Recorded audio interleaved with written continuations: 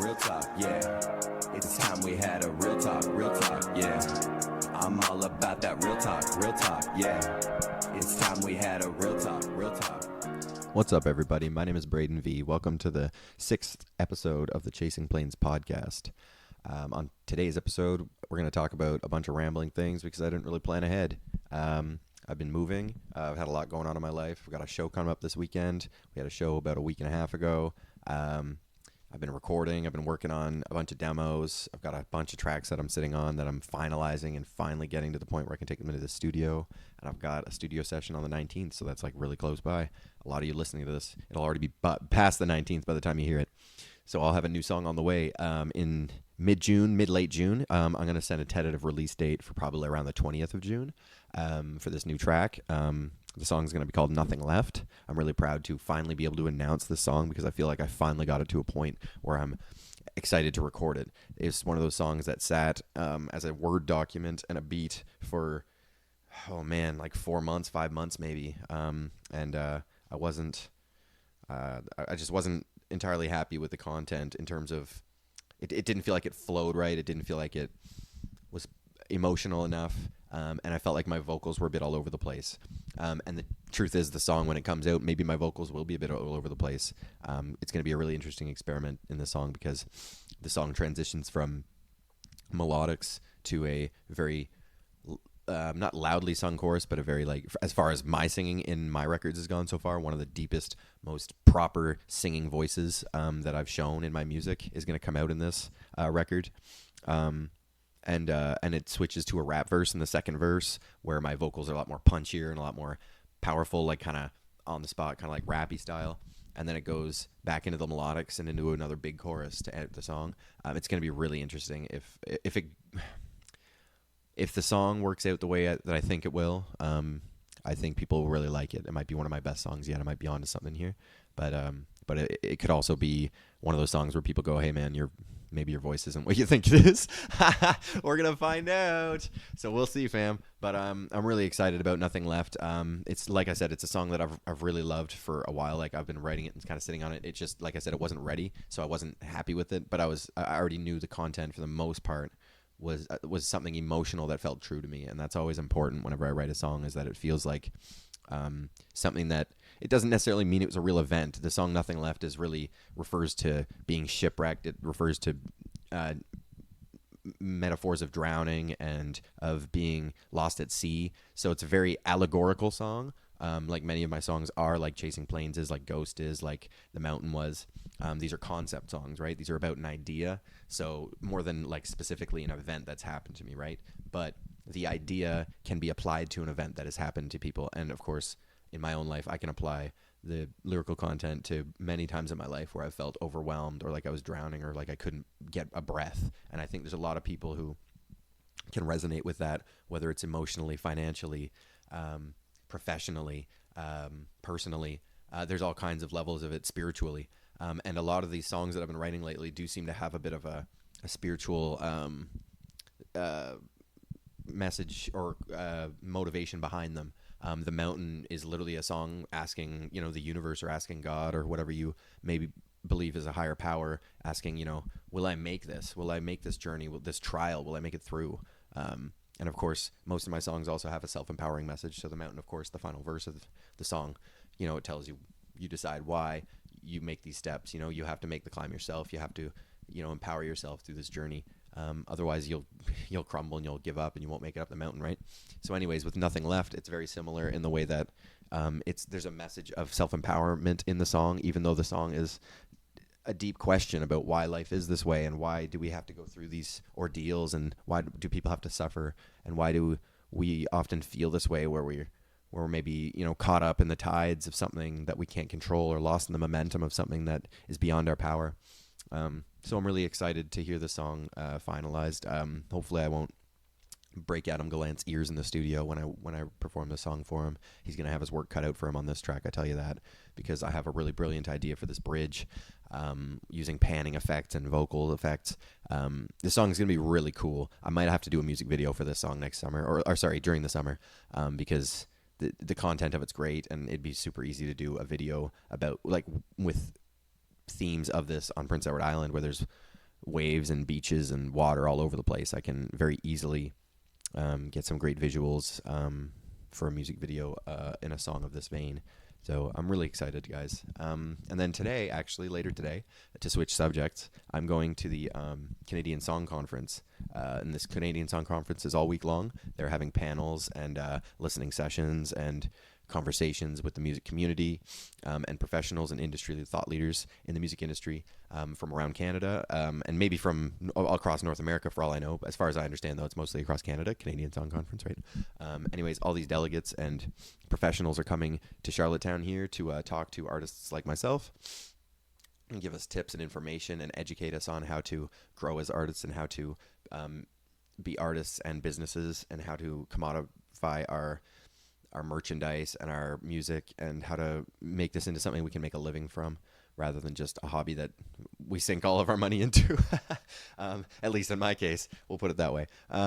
Anyways, guys, I'm really excited to go to the conference because there's, just a lot of interesting information and networking opportunities to be gained from these kind of things. Every time I go to one of these professional events, first of all, I feel like a fish out of water, but more importantly, I learn so much, partly because I feel so out of place and I do my best to absorb everything I can so I can understand how I can best fit into this community properly, right? I think the real key for a lot of people who feel out of place or feel like they don't belong somewhere is listening and being present and being aware, and you will find where you fit in rather than trying to force yourself in or trying to sit things out in the background because you're too worried about inputting yourself or inserting yourself into conversations or into communities.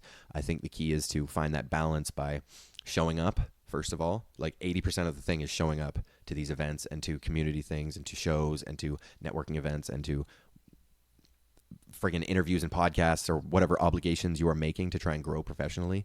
All you have to do is show up most of the time and be present and listen. You know what I mean? You don't have to be telling everybody your opinion. You don't have to be trying to show everybody how smart you are and how good you are of an artist or how brilliant you are of a musician and why everybody should be paying attention to you. What you need to be doing is listening to them and seeing where you can grow and how you can become a part of this community, like I said, because that's ultimately what this is about.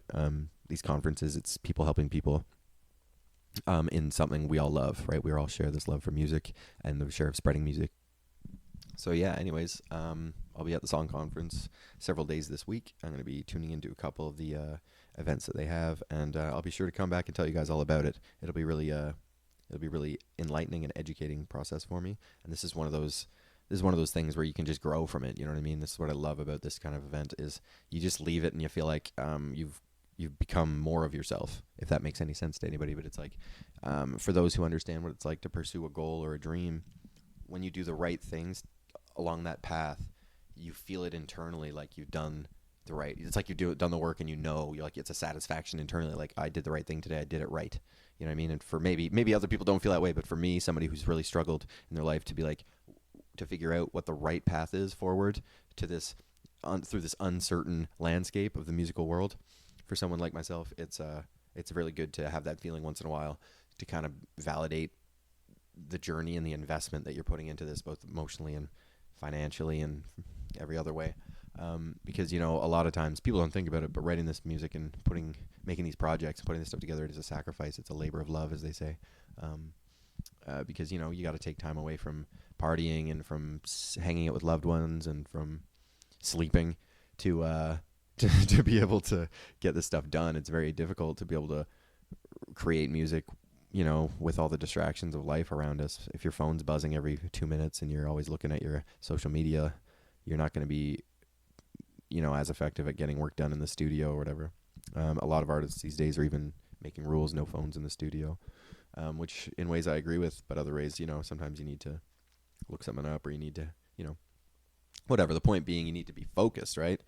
You can't be drifting off and losing your focus when you're supposed to be working on something that's, very detailed. Music is a very detailed thing. And a lot of people, when you're looking at the full song, you might not notice all the little intricate details that are going into it, but there are quite a few. And audio engineers and producers and mixing, sound engineers, mixing guys, they understand all this stuff even more intrinsically than artists do, I think, in a lot of cases.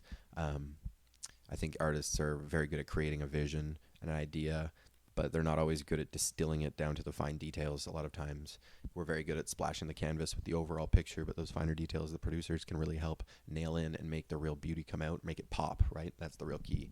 A good producer will help that song get to as good as it can be and get the best out of its artists, rather than just taking what the artist has, popping it out like it's a factory and just, here you go. Now that can work for some people, I suppose, if the artist is certain about their vision and, maybe experienced enough, they don't need that producer to necessarily give them all those little tidbits or whatever it might be, that little help. But for somebody like myself who is always learning from these producers every time I go into the studio, I love to hear what their ideas are when we're working on a track, and I love to see their process. And if I have this framework for them, what can they expound upon and what can they maximize in terms of impact in the song, emotionally or whatever, sonically, whatever that might be. I'm a little bit rambly today, guys, like I said, so I apologize for that, but it's been a couple weeks since I've done the podcast. I'm trying to keep this thing regular as possible. I don't have too much to talk about on a day-to-day basis, I find, so I'm going to try and do these things every couple weeks or whatever. I have skimped out on a couple of the promises I made at the beginning of this podcast about tracks of the week and stuff like that. I'm starting to think I'm going to begin doing that stuff very soon once we switch over to the video podcast, which is something I'm still working on as well. I'm going to make this a video element as well as an audio one. I think an audio companion was a very comfortable beginning point for me, because I can edit myself and do all kinds of little chopping to make sure I don't say too much and annoy anybody. But at some point I will switch over to video, and it'll be fully live streamed and recorded that way and posted. And there, unfortunately, it'll be a bit rougher that way. You guys are gonna have to put up with me stumbling and slowing down my words once in a while and trying to figure out my thoughts as I'm discussing these subjects. Anyways, so I'm really excited just to see what happens next in this podcast. I'm going to start inviting guests on, and we're going to start talking about music. We're going to break down their music. We're going to break down my own music. Sometimes I don't like to go too deep into my own music sometimes, because I like to leave a bit of, I like you guys to figure it out, you know what I mean? But when I have other artists on, for me, it's really interesting, and the most fascinating part of music to me is artists discussing their work and how they got these stories and how they came to writing these songs, because a lot of times there's something deeper behind these things. There's a lot of reasons that they make these songs. A lot of times it's not, we hopped up in the studio and the producer put on his dope beat and I started spitting bars over it. That happens for sure, but that's a bit more, like, I'd say a different subgenre of hip hop. That's more like, that old school. I don't even want to say old school, because it's not really old school. It's just a style of almost like freestyling or whatever you want to call that, just like real rap kind of stuff. I'm a big written artist. I really like writing songs and writing raps. Freestyling is very interesting and very cool, and it's a very beautiful form of expression for those who are talented at it, but it's not something I'm particularly talented at myself. It's something I'm still working on, and it's something that takes a lot of practice. If you want to hear good freestylers, check out guys like SNK or D Saint. They're local guys that both just, every time they perform, they do dope freestyles. D Saint, many times, he's told me before that he has choruses prepared but no verses. He does the verses on the spot, and that's real dope. But that's not something that I am personally trying to achieve myself. For me, I'm hoping to attain recording artist kind of status songs. I'm not so worried about people being impressed by my freestyles, and I'm not saying that D-Sane and SNK are worried per se about people being impressed by the freestyles, but if I was freestyling, my worry the entire time would be, do people think this is dope, or am I fucking sounding whack right now? Because I tell you, like I said, I'm not great at freestyling, and when I see other people freestyling, I'm like, that's dope. But half the time, they've also written that stuff and memorized it too, guys. Let's not pretend, okay? So let's be real about this stuff. But anyways, point being, for those dudes that are dope and like D-Saint and SNK who really freestyle on the spot, I've heard KM freestyling too, and shout out to those guys. And that shit's dope, like I said, but it's not for me, and that's not what I'm aiming for. I'm aiming for being a songwriter who happens to make hip-hop and rap music. And the reason for that is because I find it the best genre. Like, I really do think hip-hop and rap is the hip-hop, and with rap as a vocal style within it, I should say, specify, is, in my opinion, the melting pot of music. I've talked about this before on this podcast too, you can get artists and styles from any other genre in the world, and you can find ways to put it into hip-hop and make it an interesting song and make it a hit song in some cases, right? You can sample music from the 40s and turn it into a modern-day current hip-hop song. You can get a country singer on your hook. You can get a female falsetto vocalist, or a, mezzo-soprano vocalist, or whatever kind of traditional old-school vocals. You can get that girl on the hook, or that guy on the hook, that person on the hook. of your song, and you can rap around it. You know what I mean? And that's the beauty of the hip hop genre overall, is like, oh, you make music, doesn't matter what kind to us. You can make music with us here because we'll find a way to make it work.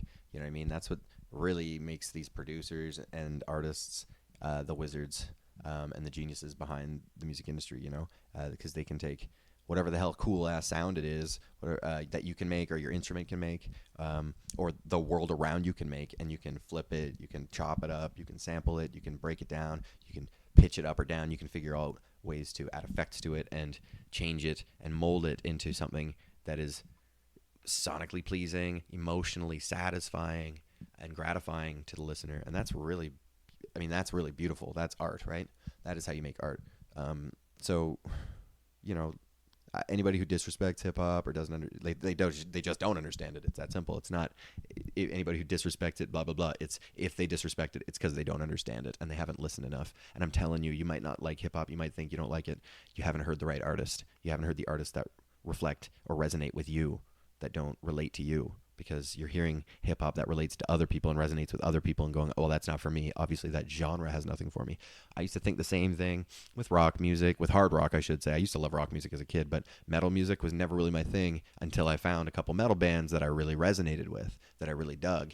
And now, of course, obviously everybody has their different tolerances of what they consider metal, quote unquote. For me, metal was always much more melodic. I've always liked my rock and hard rock and metal music with melody in it. I'm not big on chugging guitars and breakdowns and stuff without a key or like an undertone of melody to it. So you'll understand that. That's just my own personal view on it and my personal preference. But the metal genre has many brilliant artists and many brilliant acts in it. And whether you can consider it metal or not is a debate to be had among metalheads, quote unquote. But as far as I'm concerned, there's a lot. Metal and hard rock is a very broad genre.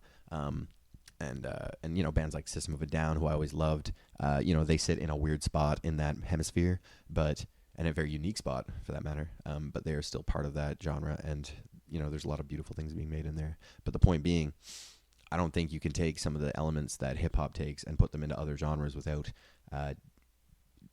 changing not the root necessarily of, you know, rock or whatever other genre you're trying to put into it. But I think hip hop is much more pliable and much more mixable with other genres, if that makes sense. Whereas, you know, some of these other genres, they start to lose a sense of themselves maybe when they start getting other genres added to them, or maybe they, you know, become something else entirely, you know, a new subgenre, a new genre in itself, which is also beautiful and cool. You know, it's not like that's a negative thing. It's always cool when people create new sonic avenues for people to explore, because that's what a subgenre is, or a genre in general. A genre you could consider maybe like a super highway of exploration of a new genre, and then all the subgenres are those off-ramps to new cities and towns of niche genres. You know what I mean? You know, it's maybe an interesting way to look at it. Anyways, guys, I've been going through like a bit of a renaissance in my own musical tastes. I don't know about you guys. This is a change of subject again, but for myself, my musical tastes, they, you know, depending on the time of year, I've noticed they tend to change, and depending on, you know, obviously personal events in life and whatnot. But for the last couple months, I've been really getting back into some of the rock stuff that I used to love. I guess the passing of Taylor Hawkins has something to do with that. We did touch on that on the podcast a couple weeks ago when it happened. Rest in peace to Taylor Hawkins of Foo Fighters. But ever since that, I kind of started getting back into my rock roots a bit, listening to a lot more Foo Fighters again, and you know, reminding myself why guitar is such a beautiful instrument. Because for quite a while there, in the last few years, I really, I don't want to say I gave up on guitar, but I wasn't in love with guitar the way I am falling in love with it again. I was big on piano and synth and pads and electronic instrumentation, and felt like with the rock genre maybe losing a bit of its cultural relevance. The guitar was maybe, the electric guitar for that matter, was slightly losing some of that cultural relevance as well. But I'm glad to see in the last year or two, a few years, more than a year or two, last few years. In fact, guitar never went away, but in hip-hop, it's one of those things that's kind of not often a lead instrument, we'll say, but we're seeing it as a lead instrument again, creating really good hooks and fun hooks for hip hop music and pop rap songs and stuff like that. And you know, there's a bunch of artists that you can credit that to, you know, and producers in particular too, right? Because producers are a lot of times are the ones composing these hip hop tracks. But you know, there's also artists out there like MGK, who's really on the front line of pushing the guitar music again. And, you know, I don't really particularly enjoy a ton of MGK music or Machine Gun Kelly's music. I like some of his songs, but I wouldn't call myself like a major fan of him or anything like that. But you got to give credit where it's due. He's very influential in the space he's occupying currently, and he's doing a good thing for guitar in general, right? It's, you know, for an instrument that, and a genre, rock overall, that has been, like I said, maybe losing some cultural relevance in the last few years due to a lack of mainstream upcoming acts within it. You know, that's really, it's good to see, right? Whether or not, you know, the messenger of that is somebody you maybe personally relate with or not is irrelevant. Overall, it's a good thing, I think. And, you know, there's plenty of hip-hop songs like Mood by Ian Dior that use guitar as the lead melodic hook instrument and makes it very catchy. So it's one of those things that, like I said, it never really went away. It's just I personally gravitated away from it for a while because I found piano and synth was so much easier to create hip-hop with myself. But as you can see, that's, you know, my own limitations as an artist, right? It never, like I said, never went away. It was just me that went away from it. And you know, that doesn't necessarily even reflect a limitation as me an artist. That just shows me evolving as a person and my taste changing as I work within a genre, and finding what works often easily within that genre and gravitating to it for that sake. You know, and trust me, you'll be hearing some guitar in some of my songs soon. I have guitar in some of my songs anyway. You know, I mean, obviously, Bye Bye has an acoustic guitar line, and I have electric guitar in Ghost prominently. But the point being, you know, hip hop doesn't have a ton of it, so expect to see some more though as I work on some of that stuff. I'm actually leaning towards some more indie rock vibes in some songs. Even I really love singing, guys, and I don't want to be one of these guys who started rapping and then ends up only singing. There will always be rap in my music. And there will always be some hip hop verses and hip hop beats. I love the beats, of course, more than anything else in hip hop. And lyrics and rapping are, you know, obviously my own personal way of expressing myself on music. I love to sing and I love to rap. I love both of those things. And for me, as an artist, my journey is about finding the way to blend those together into beautiful music, right? That's why this new song I'm talking about earlier, Nothing Left, is so exciting to me, because I feel like it's one of these songs where I'm really finally putting together both the rapping and the singing. In songs like Bye Bye, I do a bit of both, but it's still it's much more just melodic rapping than singing. You know what I mean? There's a difference in the delivery style, I suppose, where, you know, melodic rapping, you're still rapping, but you're doing it in a way that is, like I said, melodic, and, you know, you can add backing vocals to it and whatnot, but it's still rapping. When I, you know, real singing from the chest and deep singing is a different thing altogether. And I'm looking forward to, like I said, blending those the way some of my favorite artists and bands always have. You know, my favorite band growing up was Linkin Park, and Linkin Park blended hard rock and rap music in a way that almost no other band had before, or at least in a way that was most sonically pleasing to people and emotionally resonant at the time. Year 2000, when Hybrid Theory came out, my life was literally changed by music in that year. And let me tell you, millions of kids around the world experienced that same transformation as the internet dawned, the digital age came upon us, and everything, the world around us was transforming. This band, Linkin Park, was able to take old school sounds, rock and roll, traditional rock and hard rock, and then add the modern digital electronica sounds to it, the DJs and the scratching and the rap verses of hip-hop. It's a blend of genres that really defined what that time was musically in a large, broad way. It showed you a combination of genres coming together at once. And I really do think the musical landscape ever since has been changed because of bands like Linkin Park. I don't know if the overall musical world has realized that yet. I think time will show, but I think time has already shown. I mean, it's 2022. That album came out in 2000, year 2000. It's been 22 years. And Hybrid Theory by Linkin Park is still a massively celebrated album. Linkin Park is now no longer a functioning band. They are not performing or touring anymore. It's been several years, 4 or 5 years since their last album now. And they're still one of the most streamed bands on Spotify with over 25 million monthly listeners around the world. And that's just on Spotify. That doesn't include the music videos, which have, you know, Numb has over 1 billion views as far as I understand. I haven't double checked that, but I wouldn't be surprised if In the End is also at that by now. And I might have mixed those up too, to be fair. But the point being, you know, when you're nearing 1 billion views or you have achieved 1 billion of anything in music, I think it's safe to say you've made your impact.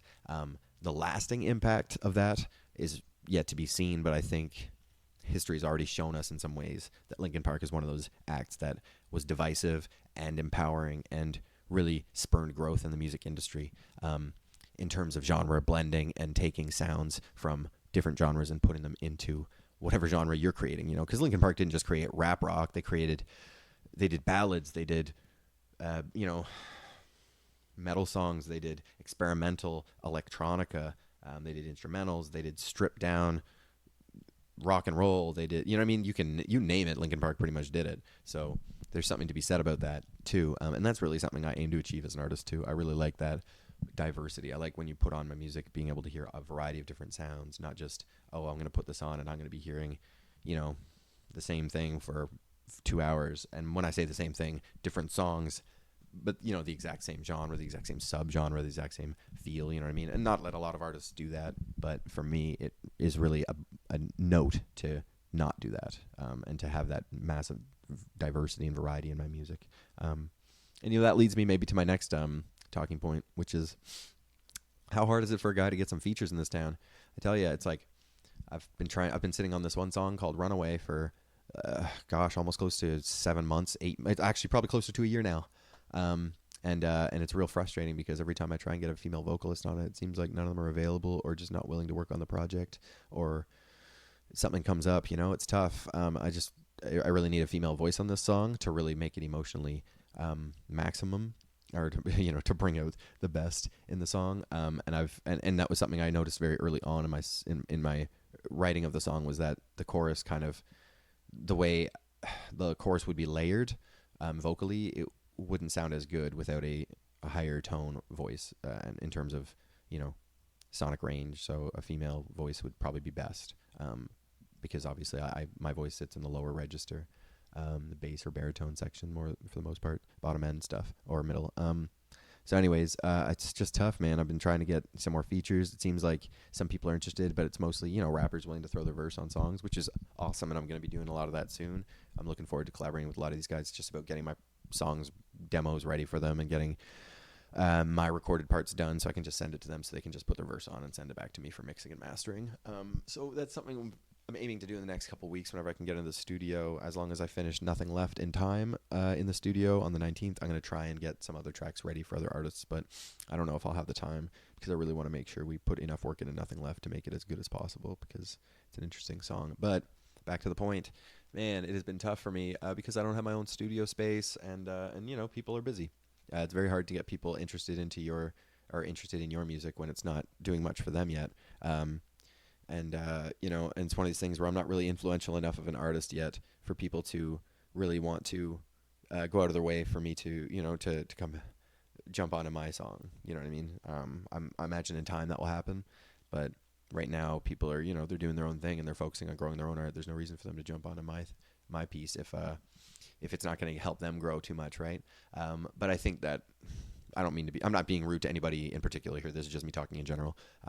I think a lot of people don't realize how much I will be able to help them grow because of the power of my promotion behind my music. I don't think a lot of people in my area are promoting their music as well as I am, or as effectively as I am. A lot of them are. I'm not shading anybody, trust me. And a lot of them are doing it better than I am, so I can shut my damn mouth too, to be fair. But a lot of them aren't promoting at all, if very well, and I'm doing a pretty good job at gaining momentum, growing streams. Every single day I'm getting new followers on some of my platforms, regardless, of which one, because sustained, consistent promoting, and I've been putting in the work that way. So it is what it is. I'm hoping real soon to be able to get a couple local guys to hop on some remixes of some of my older songs. I'm really hoping to release a Chasing Planes remix EP, which would be the 3 songs from my Chasing Planes EP, but remixed. So I would take out some verses and let other artists put their verses on it, and that's a really cool thing in hip hop, because it lets other artists kind of hear your song and they go, oh, if they like the song, which I'm only going to get artists on the songs that like the songs, but they can kind of put their own expression into that verse and have it be framed around my song that they already like. And I think that's a really fun way to write, because it's very inspiring to hear a song that you like and then having this space for an artist that they can kind of put in their own mark on there. For me, that's one of the things I love about music. I really look forward to doing more of that, and I can't wait for the day that people are bugging me for features, man. I can't wait for the day that I have a proper setup and a place that I can record consistently, so I can tell people, yo, hit me up with them, them songs you're struggling with, fam. I'll finish them for you. I'll throw some verses on there. I'll throw some choruses on there for you. Shout out to X-Plycit. She's caught on pretty quick to my songwriting ability. And she's, utilized me for a couple tracks. I'm looking forward to going to seeing what she's got working on. She's got a new album coming out very soon. It's in the works. So I look forward to hearing that too. But yeah, she's got me, everybody's, if you've heard this channel, you may have heard Trapped in My Head. I'll play a bit of it on the outro of this for you. But if you haven't heard Trapped in My Head, make sure you check it out. X-Plycit featuring me. I wrote the hook for her, sang the chorus, and she's going to have me into the studio to help her with another song very soon. And that's because she saw how I worked. We worked together, and she went, okay, this guy knows his stuff in one way or another, and at least to a satisfactory level for her to be willing to put me on her stuff. So shout outs to her, and I really appreciate her giving me those opportunities and the respect that it shows for my songwriting. Because I feel like I feel like if there's one thing I can be confident in this music industry, it's my songwriting. It's just a matter of people seeing that, and hearing it. It's just, that's the struggle with music, guys. It's like you can release music, and you can write a hit song, but if nobody hears it, then it's not a hit song. It's just going to be, lost in the ether of Spotify. At the end of the day, there's a lot of great music being made around the world, a lot of really great music, and a lot of artists that nobody's heard of that are writing essentially hit songs, but the promotion isn't there, and there's so many artists being promoted, and so many people promoting average music, that it's easy to be lost in the din, and it's hard to be heard properly and appreciated for what you are. And I'm not trying to say I feel like I deserve accolade or praise from people. I'm talking about other artists in this case. I'm talking about the songs I hear all the time when I go through Spotify or go through music discovery channels on YouTube or SoundCloud.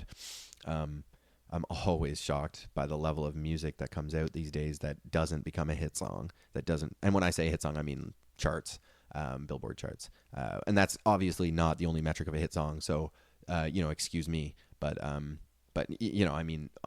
what most people consider a hit song is something you might hear on the radio or top 10, top 40s kind of music, right?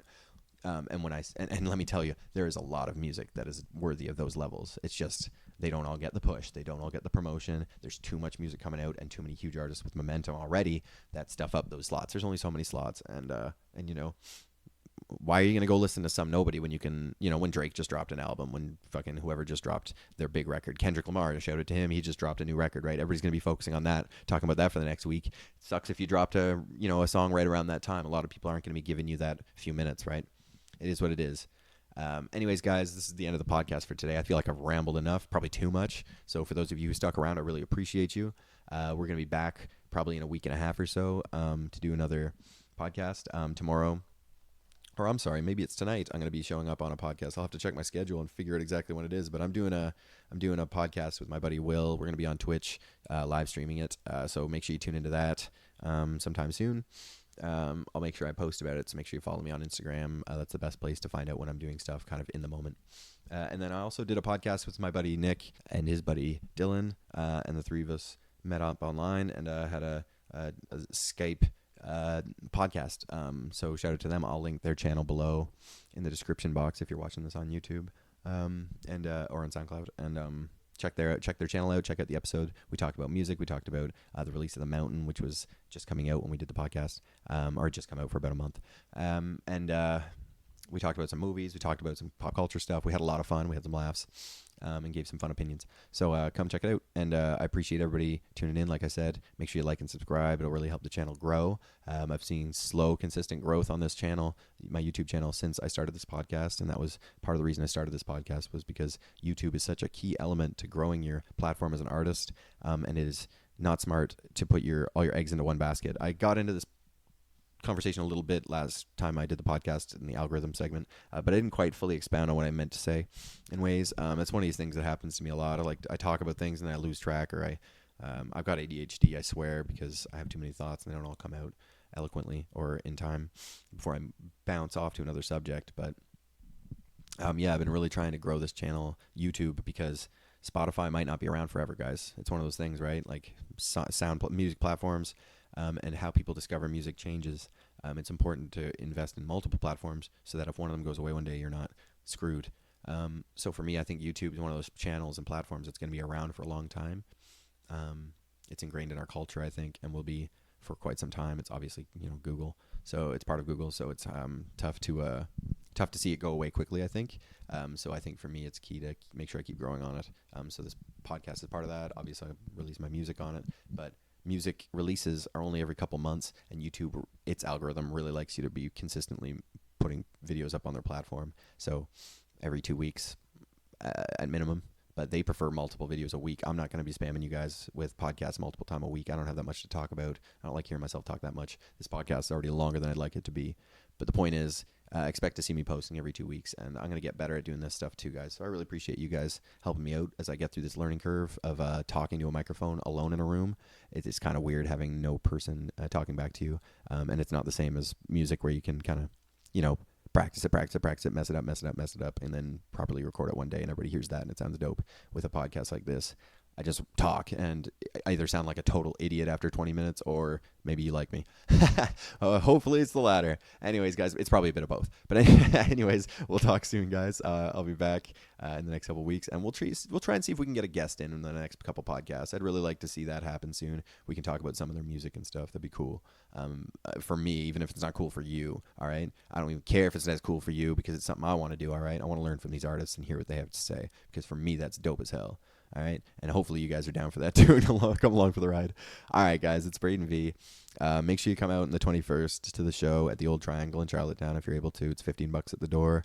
It's going to be a really great show. I got a half-hour set, and there's a bunch of dope artists on the bill, so make sure you come out to support the Prototype and his debut album release, Man X Machine. Thanks, guys. Have a good one. Take care. Keep chasing planes. My thoughts, I got no way to escape them. Will it ever end? Tell me, will this ever end? Living with regrets, I'm feeling trapped in my own head. So